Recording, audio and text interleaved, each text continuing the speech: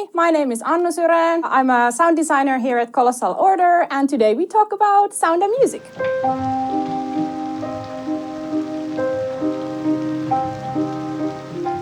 I have a teacher who always says it's pointless to talk about sound because sound is something you can only experience. I see sound as a very different kind of experience than seeing things.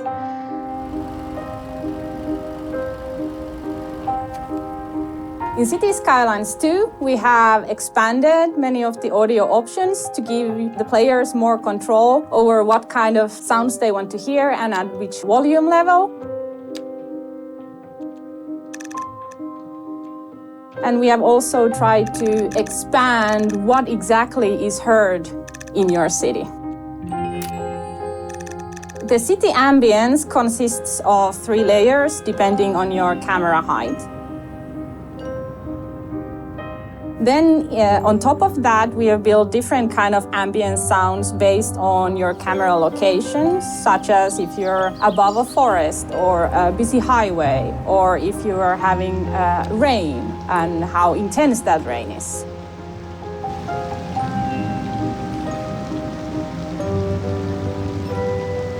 On top of that, many building sounds react to simulation conditions such as weather. So cold weather outside the parks might sound different, or will sound different, I guess. Not might. I should know. I made it. I've lived, I don't actually live in Tampere, but really close by, but my heart belongs to Tampere always. But I've lived here since I was 16 years old, and I did a 1-year stint in Helsinki, and then I came quickly back. I just love this city. I love the red brick feeling and the old factories. We're now here in literally middle of Tampere with the trams in the background. And it was actually very nice to be able to enjoy them in the city. They are fairly new.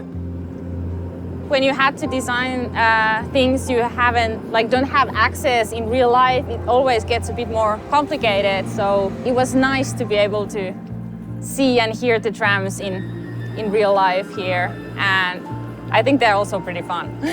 I love the little bell. Like buses don't have that.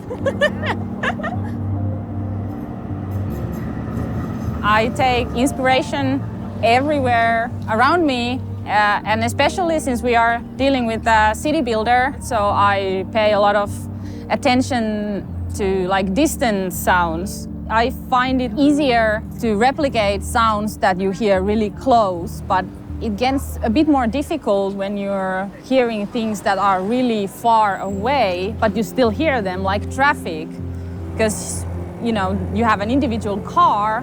But when you are standing on a field and look at a highway from a distance, it sounds very different.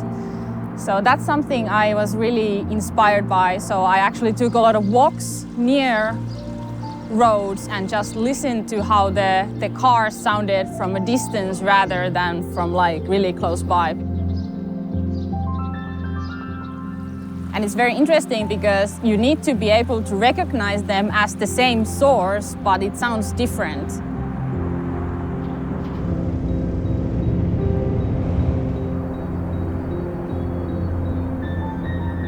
So for example, if you hover over a residential area, it sounds a bit different close by than when you take the bird's eye view and it's mixed with wind and sounds like that. Making audio for City Skylines 2 gave me 2 big challenges: the number of audio sources and the transition between near and far sounds. The game recognizes the distance and number of audio sources. When a certain threshold is met, the simulation groups all the individual audio sources together and creates a group audio, which is then played instead of the individual audio sources. And this is to prevent the audio from becoming too cluttered, so you can actually still hear all the relevant and interesting things.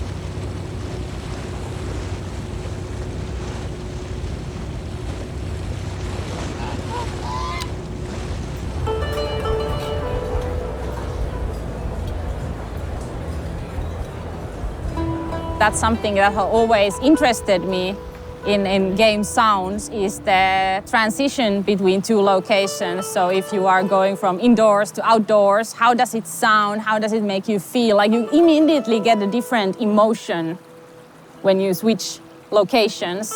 So I just had to do that, but in a much, much larger scale.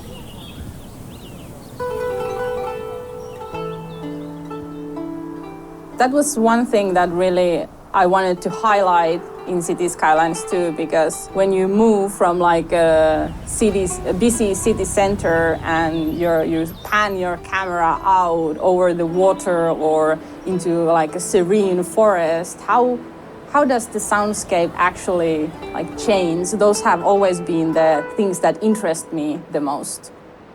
The fact that the camera can move fast. Player can move the camera from one position from like a busy city center into like a quiet forest in a really short time. So how do you make it like so that the sound keeps up and sounds correct? That's something I also had to, with the help of programmers, of course, figure out.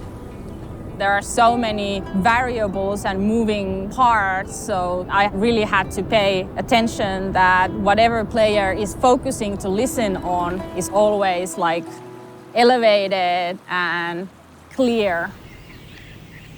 Personally, for me, the biggest like, oh wow moment was when we implemented the thunder, like the lightning strike sounds.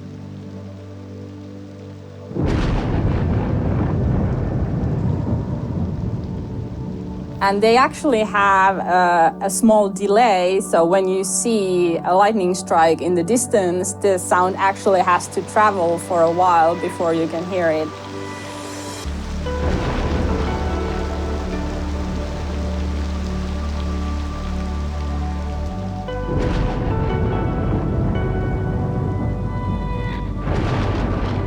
Even though I've like done sound things and implemented sounds before, I don't know why, but it just felt like, wow, that is so cool.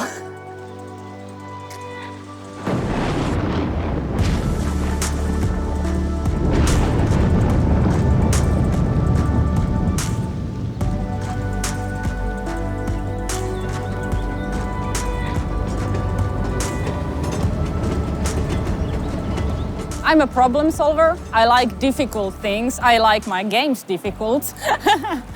So I definitely enjoy the challenge, even though it can feel a bit frustrating and headache-inducing. Like I mentioned earlier, I just love the feeling when it sounds just right. It's not something I can like pick apart what makes it right. And I firmly believe that sounds are a big part of like emotions, and that's why it's important for me to feel things when I design sounds.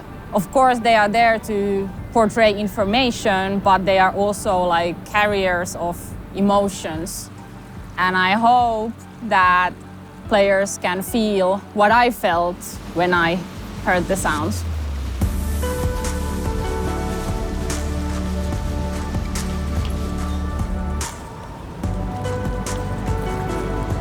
I really hope that I have managed to uphold the good standards that gamers are keeping everywhere, because I have tremendous respect for players in general.